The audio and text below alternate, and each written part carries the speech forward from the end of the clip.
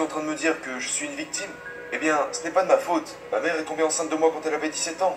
Ce n'est pas de ma faute. Mon père n'était pas là. Ce n'est pas de ma faute s'ils n'ont pas pu s'entendre. Il a dit, tu as grandi depuis.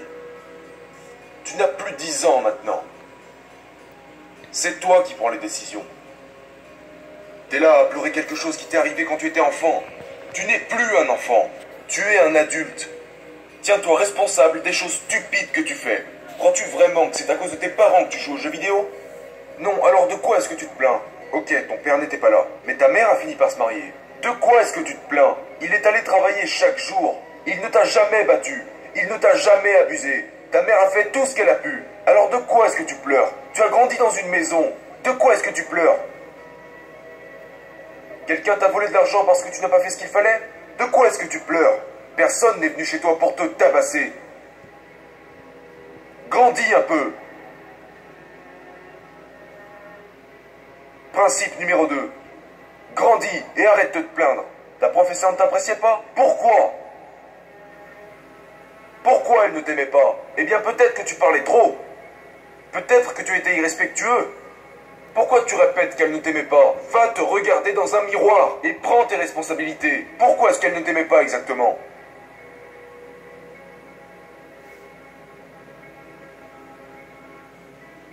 Donc j'ai commencé à travailler dur. Et j'ai réalisé que j'étais un Afro-Américain. Et de ce fait, je devais obtenir un diplôme, un doctorat, afin de pouvoir faire ce que je voulais faire. Et devinez quoi? J'ai dû me lever, même si c'était dur. J'ai dû prendre possession de ma vie. Prendre possession de mon temps. Prendre possession de mes journées. Vous avez un téléphone, mais vous n'apprenez pas une nouvelle langue. Vous avez un téléphone et vous ne savez pas faire de calcul. Vous avez un téléphone, un smartphone. Vous pouvez aller sur Internet, mais tout ce que vous faites est en lien avec les réseaux sociaux. Pendant que Mark Zuckerberg empoche des milliards là-dessus. Il est l'heure. Écoutez-moi, encore une chose et je vous laisse avec ça. Il est grand temps de prendre vos responsabilités. Tu es une mère et tu veux que ton fils lave ses vêtements? Apprends-lui à le faire. Apprends-lui à séparer les couleurs du blanc. Maman, au lieu de laisser ton garçon cuisiner, apprends-lui à cuisiner. Laisse-le prendre ses responsabilités. Envoie-le faire ses courses. Il pourrait dire qu'il ne sait pas cuisiner comme toi, mais donne-lui une date. Donne-lui 2 jours. Prenez vos responsabilités. Montre-lui comment mettre de l'essence dans la voiture. Des responsabilités. C'est ce que j'enseigne à ma fille. Quand nous allons à la station d'essence avec ma fille, ma petite fille sort de la voiture et met de l'essence dans le réservoir. Une fois, quelqu'un m'a demandé, pourquoi tu demandes à ta fille de mettre l'essence? J'ai dit, parce que je dois être un enseignant. Un jour, je pourrais mourir à bord de la voiture. Et elle aura bien besoin de savoir comment on met de l'essence dans une voiture. Je veux que tu poursuives un rêve. Pourquoi? Parce que l'énergie vient des rêves. Mais tu ne vas pas t'arrêter là, car ce rêve peut nécessairement se transformer en réalité.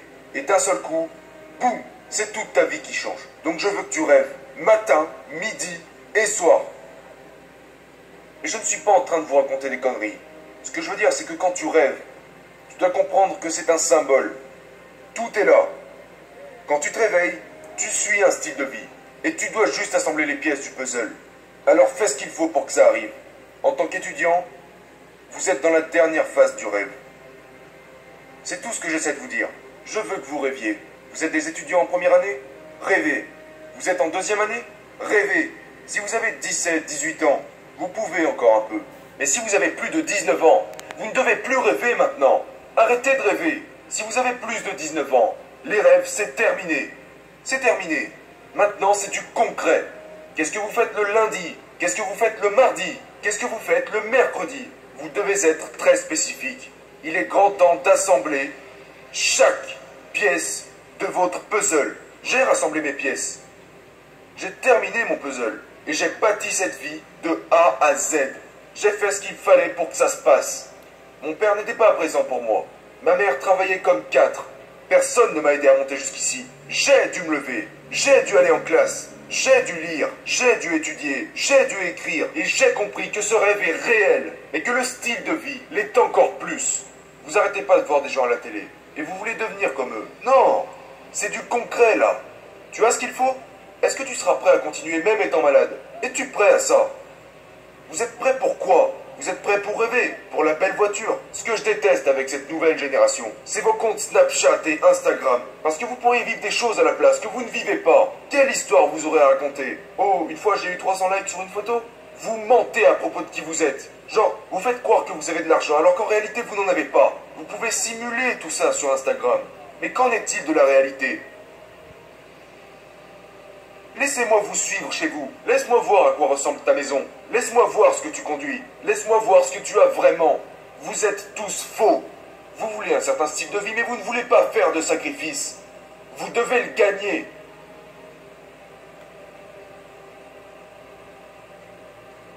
Si nous perdons, nous travaillons. Si nous gagnons, nous travaillons. Regarde, si nous sommes malades, nous travaillons. Si tout va bien, nous travaillons. Si nous sommes riches, nous travaillons. Si nous sommes pauvres, nous travaillons. Peu importe ta situation, tu dois travailler. Et je te le dis, tu en sortiras plus fort.